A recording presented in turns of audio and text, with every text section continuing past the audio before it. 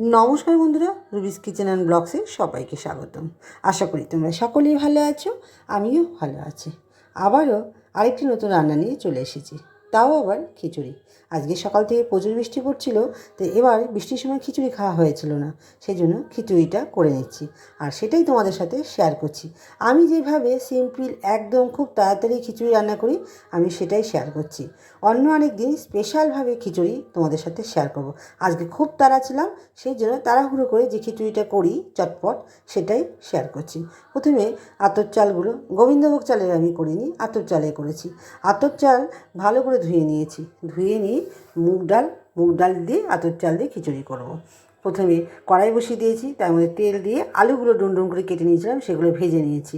আলুগুলো ভাজার পরে ভাজা ভাজা হয়ে গেলে শুকনো লঙ্কা দিয়ে নিয়েছি আর জিরে, আস্ত জিরে ফোড়ন দিয়ে নিয়েছি। দিয়ে তারপরে দিয়ে নিলাম হচ্ছে মুগ ডালটা এর সাথে ভেজে নিয়েছি। মুগ ডাল ভাজা হয়ে গেলে পরে নুন, হলুদ আর জিরের গুঁড়ো, লঙ্কার গুঁড়ো আর দিয়ে নিয়েছিলাম আদা, গ্রেট করা আদা দিয়ে ভালো করে পেস্ট করে তারপর আমি চালটা দিয়ে নিয়েছিলাম, ধুয়ে রেখেছিলাম চালটা, সেটা ধুয়ে নিয়েছিলাম। ভালো করে সব মিশিয়ে নিয়ে প্রেশার কুকারে জল গরম বসিয়ে দিয়েছি।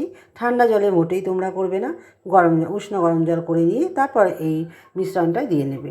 এর উপরে আমি দিয়ে দিলাম, তখন আমি আলুর মধ্যে হলুদ দিয়েছিলাম, কিন্তু কম হয়েছিল বলে আমি আবারও একটু হলুদ দিয়ে নিলাম। আর যেহেতু চাল দিয়েছি সেই জন্য আবার একটু লবণ দিয়ে নিলাম। আমি এই সম্পূর্ণ রান্নাটা একদম নিরামিষভাবেই করছি। জিরের গুঁড়ো, ধনিয়ার গুঁড়ো, লঙ্কার গুঁড়ো, হলুদ গুঁড়ো, আদার গ্রেট করে আমি দিয়ে নিয়েছিলাম। আর নামানোর সময় আমি একটু ঘি দিয়ে নেব। তো যাই হোক, ভালো করে মিশ্রণটা মিশিয়ে নিয়ে এরপর আমি প্রেশার কুকারে ঢেলে নেব। প্রেশার কুকারে মাত্র আমি 3খানা সিটি দিয়ে নেব, 3টে সিটি দিয়ে নেব। আর আমি একদম মাখা মাখা করব, একটু জল জল করব না। আমাদের বাড়িতে সবাই মাখা মাখা খেতেই ভালোবাসে। 3খানা সিটি দিয়ে ঠান্ডা হয়ে নামিয়ে নেব। খিচুড়ির সাথে আমার রান্না করেছিলাম পুঁই শাকের চচ্চড়ি আর পাঁপড়। এটা দিয়েই আমি, আমার মেয়ে আর আমার ছেলে, হাজব্যান্ড সবাই মিলে খাবো। আমরা 4জনে আর কি খিচুড়িটা খাবো। 4জনের মতন আমি বানিয়েছিলাম। কেমন হয়েছে, আমি যে বললাম নামানোর সময় তোমরা কিন্তু অবশ্যই ঘি দেবে, আমি একটু বেশি করে ঘি দিয়ে নিয়েছিলাম। যে যেমন পারো সেরকম ঘি দিয়ে নিতে পারো। কেমন হয়েছে রান্নাটা অবশ্যই তোমরা কমেন্ট করে জানাবে। আর আমার চ্যানেলটিতে সাবস্ক্রাইব করে দিও, লাইক শেয়ার প্রচুর প্রচুর করে দিও। চলো আজকে এই পর্যন্ত, সবাই ভালো থেকো, সুস্থ থেকো, টাটা।